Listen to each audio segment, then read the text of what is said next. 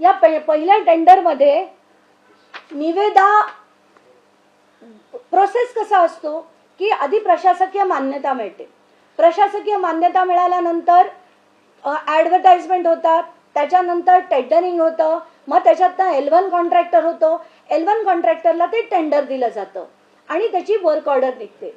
माननीय धनंजय मुंडेंच्या अध्यक्षतेखाली आधी पैसे दिले गेले आणि ते पण पूर्ण रक्कम कशासाठी? कच्चा माल विकत घेण्यासाठी. कच्चा माल विकत घेण्यासाठी पूर्णच्या पूर्ण रक्कम 16 तारखेला दिली गेली, 16 मार्चला.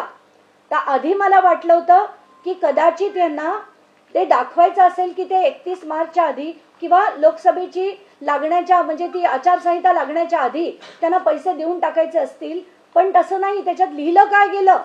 कच्चा माल विकत घेण्यासाठी हे केलं जातंय. आणि हे जेव्हा आम्ही बघितलं तर खरंच डोकं फिरलं. त्याच्यात काय काय केलंय बघा. 16 मार्चला पैसे देऊन टाकले. निविदा कधी काढली? 30 मार्चला. बॅटरी स्प्रेअर 28 मार्चला पैसे देऊन टाकले. 5 एप्रिलला निविदा काढली. म्हणजे तुमचं आधी ठरलं होतं का की निविदा कोणाला द्यायची? कारण आधीच तुम्ही पैसे देऊन टाकताय कच्चा माल विकत घ्यायला आणि मग तुम्ही त्याची निविदा काढताय. हे महाराष्ट्रात आतापर्यंत कधी कोणी ऐकलंच नाहीये. कुठल्याच यंत्रणेने ऐकलं नसेल की असा प्रकार देखील होऊ शकतो. मेटाल्डेहाइड 16 मार्च 2024ला त्यांनी पैसे देऊन टाकले आणि 9 एप्रिलला निविदा निघाली. कापूस साठवणुकीच्या बॅगमध्ये 16 मार्चला पैसे देऊन टाकले आणि 23 एप्रिलला त्याची निविदा निघाली. काय घाई होती एवढे पैसे देऊन टाकण्याची ते पण आता आपण बघून घेऊया. तर आत्ताच्या घटकेला आपण एक एक मुद्द्याकडे येऊया. नॅनो DAP आणि नॅनो युरियाचं टेंडर जे मी म्हटलं 16 तारखेला पैसे देऊन टाकले आणि नंतर 30 तारखेला त्याची निविदा मागण्याची तारीख होती. आता याच्यात जसं मी म्हटलं जवळजवळ 19.5 लाख बॉटल 500 mlच्या या DAPच्या घेतल्या गेल्या आणि युरियाच्या घेतल्या गेल्या. जवळजवळ 19.5 मी का म्हणते 19.5 लाख? कारण एक होती 19,68,000 आणि दुसरी होती 19,57,000. त्याच्यात इफ्को नावाची कंपनी म्हणजे गंमत बघा. MAIDC हे टेंडर प्रोसेस करणार. MAIDC इफ्को नावाच्या कंपनीचं डायरेक्ट डिस्ट्रीब्युटर आहे. पण हे डायरेक्ट डिस्ट्रीब्युटरनी खरं तर तिथून माल घेऊन देता आला असता, पण तो डायरेक्ट डिस्ट्रीब्युटर घेत नाही. टेंडरमध्ये करेक्शन करून आपण हे एका डीलरकडनं घ्यावं असं ठरतं आणि त्या डीलर मार्फत या सगळ्या बॉटल्स घेतल्या जातात. पुढे त्याच्या निवेदनात काय होतं बघू आपण की उलट म्हणजे प्रत्येक गोष्ट त्यांनी कशी बदलली. त्यांनी 50 कोटीची जी टेंडर कंडिशन होती की एखाद्या डीलरचा जर 50 कोटीचा टर्नओव्हर असेल तर तो 50 कोटीचा टर्नओव्हर बदलून त्यांनी 1 कोटी केला. म्हणजे किती सगळे कसे कायदे तोडवून टाकले त्यांनी याच्यावरनं उदाहरण मिळेल तुम्हाला. कुठल्याही आता कसं आहे की एखादी निविदा काढल्यानंतर अनेक गोष्टी घडतात. टेक्निकल इव्हॅल्युएशन होतं, या सगळ्या गोष्टी घडतात. पण या कुठेही झालेल्या आपल्याला दिसत नाहीयेत. 2 ज्या होत्या निविदा दोन्ही DAPच्या आणि युरियाच्या या तब्बल एक होती 25 कोटी 19 लाखाची 25.19 कोटी हे सरळ युरियामध्ये गेले आणि DAP मध्ये 62 कोटी हे पूर्णपणे गेले. दुसरं आता मेटाल्डेहाइड घोटाळा. मेटाल्डेहाइड एकच कंपनी बनवते. सरकारला वाटलं पेटंटेड प्रोडक्ट आहे, थेट खरेदी करू शकतात.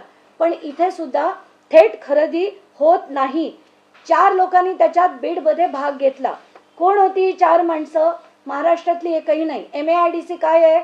MAIDC म्हणजे महाराष्ट्र ॲग्रो डेव्हलपमेंट कॉर्पोरेशन आणि म्हणजे महाराष्ट्राच्या कंपन्या, महाराष्ट्राचे शेतकरी यांनी हे डेव्हलप करण्यासाठी MAIDC आहे. पण हे काय करतात? जी निविदा काढतात ती कशी काढली बघा. याच्यात जे 4 जण ज्यांनी बीड केलं ते सगळेचे त्यांच्यापैकी एकाची बाब नाकारण्यात आली आणि 3 पात्र होते. त्या पात्रतेसाठी आवश्यक असलेला 10 कोटीचा जो मिनिमम टर्नओव्हर आहे तो देखील पूर्ण करण्यात आला नाही. आणि एकाचा 6 कोटीचा होता, एकाचा 1,85,00,000 होता. अशा दोघांकडे हे देण्यात आलं आणि ते पण तब्बल 450 रुपये वर ही निविदा देण्यात आली. आता गंमत, सगळ्यात मोठी गंमत म्हणजे बॅटरी स्प्रेअर घोटाळा. याच्यात खरं कसं असतं की आता मला टेंडर भरायचंय. महा टेंडर नावाचं पोर्टल आहे. महा टेंडर पोर्टल मधनं MAIDC मध्ये मी येणार. त्याच्यातनं 8 वेगवेगळे म्हणजे त्याच्यात ॲग्री इक्विपमेंट आहेत, ॲडमिनिस्ट्रेशन आहे, नोगा नावाची एक गोष्ट आहे ती मी तुम्हाला मुद्दाम वाचून दाखवते. प्रशासन विभाग, कृषी अभियांत्रिकी विभाग, पशुखाद्य विभाग, नागरी विभाग, खत विभाग, कीटकनाशक विभाग, वित्त आणि लेखा विभाग आणि एक नोगा विभाग म्हणून आहे. तर बॅटरी स्प्रेअर म्हणजे कीटकनाशक आणि हे सगळे मारण्यासाठीचा जो स्प्रेअर आहे तो खरं कुठल्या कॅटेगरीमध्ये यायला हवा, तो इक्विपमेंट मध्ये यायला हवा किंवा त्यांना ज्याच्यात घालायचं त्याच्यात घालावा. तो घातलाय कशात?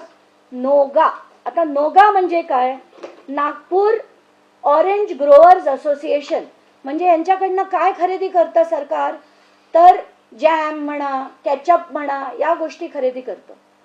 याच्यात एक अतिशय म्हणजे तुम्हाला धक्का बसेल हे ऐकून. त्याचं शीर्षक काय होतं या टेंडरचं?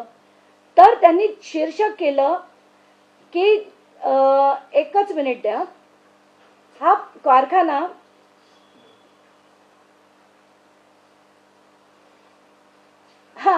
जॅम, केचप इत्यादी उत्पादनाचा कच्चा माल व्हिडिओ अंतर्गत खरेदी केला जातो. तर बॅटरी स्प्रेअर खरेदी निविदा शीर्षक योग्य श्रेणी अंतर्गत प्रकाशित केलं नाही, नोगा अंतर्गत ठेवण्यात आलं. ते देखील कशासाठी हे खूप महत्वाचं आहे. MAIDCच्या कृषी उद्योग ब्रँडला साखर कारखाना जो त्यांचा तिथे जो एक कारखाना आहे पिंपरीला, त्या कारखान्याला आपल्याला लीव अँड लायसन्स द्यायचंय. याच्या खाली ते शीर्षक केलं गेलं. म्हणजे महाटेंडरच्या खाली MAIDC, MAIDCच्या खाली नोगा, नोगाच्या खाली आपल्याला कारखाना भाडे तत्वावर देणं आहे याच्या खाली दिला गेला आणि त्याच्यात काही अमुक गोष्टी लिहून टाकल्या. पण आता गंमत म्हणजे फक्त एक 6 नंबरचा आयटम जो बॅटरी स्प्रेअर होता, खरं त्याच्यासाठी ती निविदा होती. पण कसं कॅमोफ्लाज केलं गेलं. इतकी प्रचंड सुपीक डोकी आहेत या लोकांची. ते पूर्ण कॅमोफ्लाज करून ही निविदा त्यांनी तो कारखाना भाडे तत्वावर द्यायचा आहे असं सांगून ही टेंडर काढलं. आणि टेंडर भरलं कोणी? तर त्याच्यात सहभागी झाले 6. त्याच्यापैकी एकाला बाद केलं, उरले 5. या 5 पैकी 4 जण इंदोरच्या एकाच गावातले आहेत आणि एक गुजरातचा आहे. म्हणजे MAIDC इतकं छान काम जे करतंय, महाराष्ट्र उद्योग वाढवण्यासाठी करतंय, महाराष्ट्राच्या शेतकऱ्यांसाठी करतंय का इंदोरला बसलेल्या काही लोकांसाठी करतंय, असा प्रश्न याच्यातनं सरळ सरळ दिसतोय. कारण कोणाला कळणारच नाही ना. बॅटरी स्प्रेअर जे सप्लाय करतात ते लोक टाईप करून सर्च काय करणार? Battery sprayer. ते त्यांना मिळणार नाही. कारण टेंडरमध्ये पहिला टेंडर प्रोसेस पूर्ण मॅन्युप्युलेट केला गेला. म्हणजे त्याला जसं मी पुन्हा का म्हणतेय की महाराष्ट्र टेंडरचं पोर्टल, त्याच्याखाली MAIDC, त्याच्याखाली नोगा, त्याच्याखाली शीर्षक, एक कंपनी आपल्या जे जागा आहे पिंपरीची ती आपल्याला भाड्यावर द्यायची आहे. म्हणून जर त्यांनी टेंडर काढलं असेल आणि छुपेपणाने त्यांनी जर त्याचा बॅटरी स्प्रेअरसाठी टेंडर फ्लोट केला असेल तर किती कंपन्यांना ह्या गोष्टी मिळणार आहेत.